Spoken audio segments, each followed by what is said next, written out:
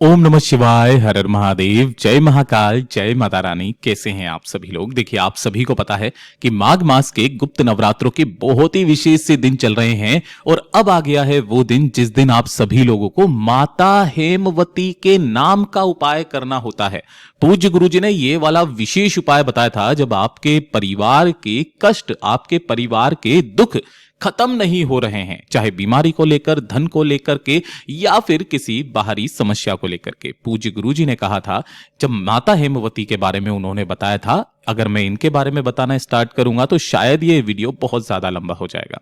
अगर आपको जानना है तो पिछले साल की जो माघ मास के गुप्त नवरात्रों में पूज्य गुरुजी की कथा हुई थी, उसके तीसरे दिन आप माता हेमवती के बारे में सब कुछ जान सकते हैं। पूज्य गुरुजी ने तो यहां तक कहा था कि शिवलिंग को देखते हुए अगर कोई माता हेमवती के नाम का स्मरण भी कर लेता है ना, तो उसके जीवन के जो पाप होते हैं ना, वो कम होने लगते हैं। और पूज्य गुरुजी की ही कथा से सुनकर के और समझ करके इस पूरे उपाय को बहुत आसान भाषा में आप सभी लोगों को बताऊंगा। परंतु उससे पहले आप सबसे बस एक छोटी सी प्रार्थना करना चाहूंगा कि जो भी शिव भक्त पहली बार आए हैं, चैनल को सब्सक्राइब जरूर से कर लीजिएगा। और चाहे आप वीडियो को लाइक करें या ना करें, लेकिन कमेंट बॉक्स में महादेव का कोई सा भी प्यारा नाम जरूर लिख दीजिएगा। इस पूरे वीडियो में हम 3 महा उपायों के बारे में बात करेंगे जो आपकी अलग अलग कामना पूर्ति के लिए सिद्ध होंगे। तो आपको ध्यान से सुनना है और समझने की कोशिश करना है। सबसे पहले बात करते हैं हमारे पहले वाले उपाय की, जो आपको माता हेमवती के नाम से करना है। पूज्य गुरुजी ने कहा था कि अगर आपके परिवार में एक के बाद एक कष्ट, एक के बाद एक दुख, चाहे किसी भी कार्य को लेकर के, आपके परिवार के कोई कार्य हैं जो नहीं बन रहे हैं, कोई ना कोई बाधाएं, कोई ना कोई रुकावट आपके परिवार में आती ही चली जा रही हैं, घर में बिल्कुल भी सुख नहीं है, एक दूसरे की बात नहीं समझ में आती है ना। कभी धन को लेकर के समस्याएं आ रही है, कभी कोई बाहरी व्यक्ति आपके घर में कोई ना कोई समस्या क्रिएट कर रहा है, तो आपके परिवार के जितने भी दुख हैं, कष्ट हैं, उन सभी को खत्म करने का इससे सुंदर उपाय हो नहीं सकता। गुरुदेव ने विशेष तौर पर कहा था कि जब भी इस उपाय को करेगा ना, परिवार का कोई भी एक व्यक्ति, चाहे स्त्री कर सकती है चाहे पुरुष कर सकते हैं, मात्र एक बेलपत्र लेना है जो कहीं से भी खंडित कटा फिटा ना हो, नहीं मिलता है, महादेव की शिवलिंग से उठा लेना, धो करके काम में ले लेना। ठीक है। इसी के साथ में आपको लेना होगा थोड़ा सा गंगा जल। इस चीज का विशेष करके ध्यान रखना। वैसे तो गुरुदेव ने कहा किसी भी पवित्र नदी का जल आप ले सकते हैं, हम सबके घरों में गंगा जल होगा, हम गंगा जल ले लेंगे। ठीक है। 1 लोटा शुद्ध जल अपने घर का तांबे के कलश में लेंगे और जो भी जल आप यहाँ पे लेंगे, इसी के अंदर आपको 2 से 4 बूंदे गंगा जल की डाल देनी है। गंगा जल इतना पवित्र होता है कि जिस जल में मिलता है उसे गंगा जल बना देता है। बस केवल इन सभी को लेकर के आपको भोलेनाथ के मंदिर में, शिवालय पहुंचना है, शिवलिंग के पास। इस वाले उपाय को चाहे गुप्त नवरात्रे हो, चाहे चैत्र के नवरात्रे हो, चाहे शारदीय नवरात्रे हो, किसी भी एक दिन आपको करना है। ऐसा नहीं है कि आप बार बार करेंगे, किसी भी एक दिन। जैसे ही आप यहां पर पहुंचोगे, शिवलिंग के पीछे की तरफ आपको आसन लगा करके बैठ जाना है, जिससे आपका मुख उत्तर दिशा की तरफ में हो जाएगा। आपको जो भी पूजा पाठ अर्चना करनी है वो करना। अब ध्यान से सुनना, आपने जो एक बेलपत्र लिया है ना, सबसे पहले उस बेलपत्र को लेना और महादेव की शिवलिंग पर नहीं, महादेव की शिवलिंग की जलाधारी पर ये जो मोटी सी लाइन होती है, माता अशोक सुंदरी का स्थान, जो कि महादेव की सबसे छोटी, सबसे प्यारी पुत्री हैं, इन पर ऐसे समर्पित करना है कि डंडी जलाधारी की तरफ हो, बीच वाली पत्ती का भाग शिवलिंग की तरफ में हो। समर्पित कर देने के पश्चात जो आपने 1 लोटा शुद्ध जल लिया है ना, अब जल चढ़ाने का क्रम ध्यान से सुनिएगा। दोनों हाथों में उस गंगा जल वाले जल को लेना। ठीक है। थोड़ा थोड़ा सा करके माता हेमवती का नाम लेकर थोड़ा सा जल इस वाली बेलपत्र के ऊपर छोड़ देना। फिर माता हेमवती का नाम लेकर अपनी कामना मन में कहना कि आपके जीवन के, आपके परिवार के सारे कष्ट खत्म हो। फिर से थोड़ा सा जल छोड़ना। फिर माता हेमवती का नाम लेकर फिर से वापस थोड़ा सा जल छोड़ना। कितनी बार छोड़ोगे? 7 बार माता हेमवती का नाम लेकर के आपको इस बेलपत्र पर जल छोड़ना है। छोड़ देने के पश्चात ध्यान रखना, संपूर्ण जल खत्म नहीं होना चाहिए, थोड़ा सा जल बचा लेना। उसके पश्चात इस बेलपत्र को यहां से उठाना, भोलेनाथ की शिवलिंग के ठीक शीर्ष पर ऐसा का ऐसा ही डंडी रहेगी जलाधारी की तरफ, बीच वाली पत्ती का भाग आपकी तरफ में, और जो अंत में थोड़ा सा जल बचता है, उस जल को माता हेमवती का नाम लेकर अपना नाम और गोत्र बोल करके इस संपूर्ण जल को इस बेलपत्र के ऊपर ही समर्पित कर देना। जो भी जल जलाधारी से बहकर नीचे की तरफ आएगा ना, अब ध्यान रखना, आपको उस जल को एकत्रित करना है, रोकना है, चाहे 2 से 4 बूंदे ही मिले। ठीक है। अब इस जल को लेकर के आपको अपने घर पर जाना है। सबसे पहले अपने घर की चौखट पर इसे छींटना, माता हेमवती का नाम लेकर के। मैं यहां लिख देता हूं, माता हेमवती का नाम लेकर के। ठीक है, और थोड़ा सा जल बचा लेना आपके घर में जिसमें संपूर्ण लोग जल पीते हैं ना, उसी जल के अंदर मिला देना। ठीक है, और पूज्य गुरुजी ने कहा था कि मात्र इनके इस नाम का स्मरण मात्र कर लेने से आपके जीवन के पाप तो खत्म होते ही होते हैं, आपके परिवार के सारे कष्ट खत्म हो जाते हैं।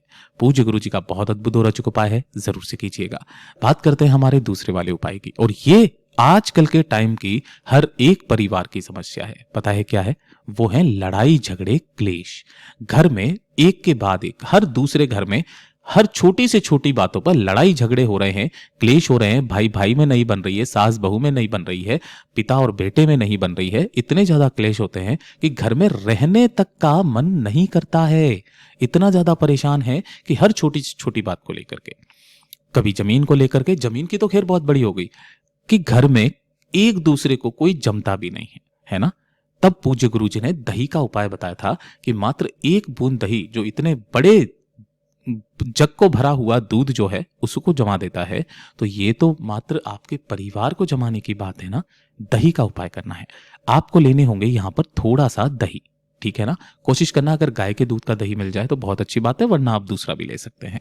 और लेना है आपको एक बेलपत्र जो कहीं से भी खंडित कटा फिटा ना हो। ठीक है, नहीं मिलता है महादेव की शिवलिंग से उठा लेना और धोकर के काम में ले लेना। और एक लोटा शुद्ध जल अपने घर का लेना है तांबे के कलश में। इन सभी को लेकर के आपके घर के आसपास जो भी भोलेनाथ का मंदिर है, केवल एक बार आपको ये उपाय करना है, चाहे गुप्त नवरात्र हो, चाहे शारदीय हो, चाहे चैत्र हो। यहां जैसे ही पहुंचोगे, शिवलिंग के पीछे की तरफ में आपको आसन लगा करके बैठना है, जिससे आपका मुख उत्तर दिशा की तरफ में होगा। पूजा पाठ अर्चना कर लेने के पश्चात आपने जो दही लिया है, उस दही का लेपन को आपको इस शिवलिंग का ये वाला जो स्थान है ना, इस स्थान पर शिवलिंग के केवल लिंग नुमा आकृति पर, इस पर आपको अच्छे से दही का लेपन करना है अपने दोनों हाथों की हथेलियों से। ठीक है ना, अच्छे से लेपन करना, अच्छे से इनका अभिनंदन करना, वंदन करना, महादेव की शिवलिंग का अभिषेक करना। और करने के पश्चात एक जो बेलपत्र लिया है, अपना नाम, अपना गोत्र और अपनी कामना कह करके भोलेनाथ की शिवलिंग के ठीक शीर्ष पर समर्पित कर देना। ठीक है, अब जो एक लोटा शुद्ध जल लिया है, दोनों हाथों में लेकर इसी बेल पत्र के ऊपर ही आपको समर्पित करना है। श्री शिवाय नमस्तुभ्यम मंत्र का स्मरण करते हुए कंटिन्यू आपको एक धारी से करते रहना है। जो भी जल जलाधारी से बहकर नीचे की तरफ आकर के गिरेगा ना, उस जल को आपको एकत्रित करना है। अब ये वाला जल कौन सा होगा? शिवलिंग पर लगे हुए दही के अभिषेक का जल।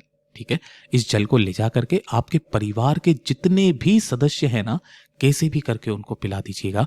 आपके परिवार के जितने भी लड़ाई झगड़े क्लेश होंगे, वो सदैव के लिए समाप्त होंगे। पूज्य गुरुजी का इससे सुंदर उपाय कोई हो नहीं सकता है। अब बात करते हैं हमारे तीसरे वाले उपाय की। और ये जो तीसरा वाला उपाय है ना, इसे करना है आपको अपने परिवार के बच्चों के लिए, है ना।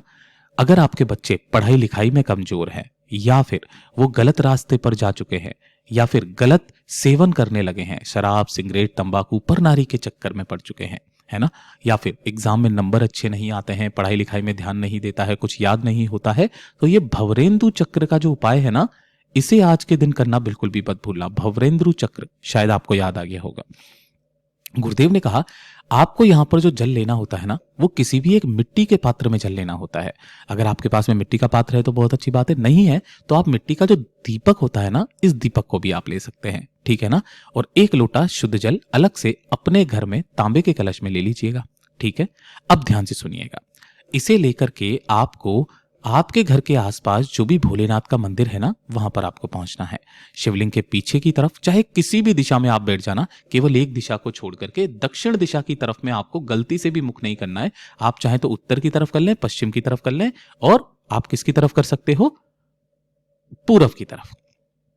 ठीक है, किसी भी तरफ में आप मुख कर लेना, केवल दक्षिण दिशा की तरफ में मुख करके मत बैठना। ठीक है, अब यहां पर बैठने के पश्चात आपने जो मिट्टी का कलश लिया है ना, उसी मिट्टी के कलश में आपको जल भरना है। और जल भरने के पश्चात इसी जल को आपको शिवलिंग पर समर्पित करना है। अब वो समर्पित करने का जो तरीका है ना, वो है भवरेंदु चक्र का।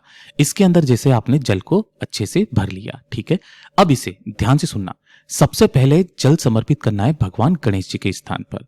फिर उसके पश्चात यहां से थोड़ा सा जल समर्पित करना है कार्तिकेय जी के स्थान पर। फिर आपको जल समर्पित करना है माता अशोक सुंदरी के स्थान पर।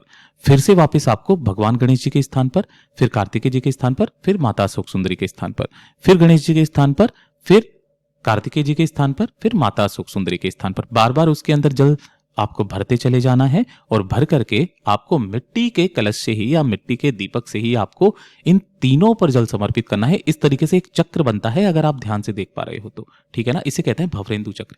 कितनी कितनी बार जल छोड़ना है कि तीनों पर 7-7 बार जल आपका समर्पित हो जाए। लेकिन इसी क्रम में पहली बार गणेश जी पर, दूसरी बार कार्तिकेय जी पर, तीसरी बार माता अशोक सुंदरी पर, फिर चौथी बार कहां पर, गणेश जी पर, पांचवी बार कहां पर, कार्तिकेय जी के स्थान पर, छठी बार कहां पर, माता अशोक सुंदरी के स्थान पर, फिर 7वीं बार, 8वीं बार, 9वीं बार, फिर 10वीं बार, 11वीं बार, 12वीं बार। इस तरीके से आपको सभी पर 7-7 बार जल समर्पित हो जाए। समर्पित हो जाने के पश्चात थोड़ा सा जल जो जलाधारी से बहकर नीचे की तरफ में गिरता है, उस जल को लेकर के आना और माता हेमवती का नाम लेकर के इस जल को अपने बच्चे को पिला देना। पूज्य गुरुजी ने कहा था कि आपका बच्चे को कहने की जरूरत नहीं पड़ेगी, खुद ब खुद लाइन पर आ जाएगा। पूज्य गुरुजी के सभी उपाय बहुत ही ज्यादा खास और अद्भुत है, जरूर कीजिएगा। वीडियो पसंद आए तो लाइक करना, चैनल को सब्सक्राइब जरूर कीजिएगा।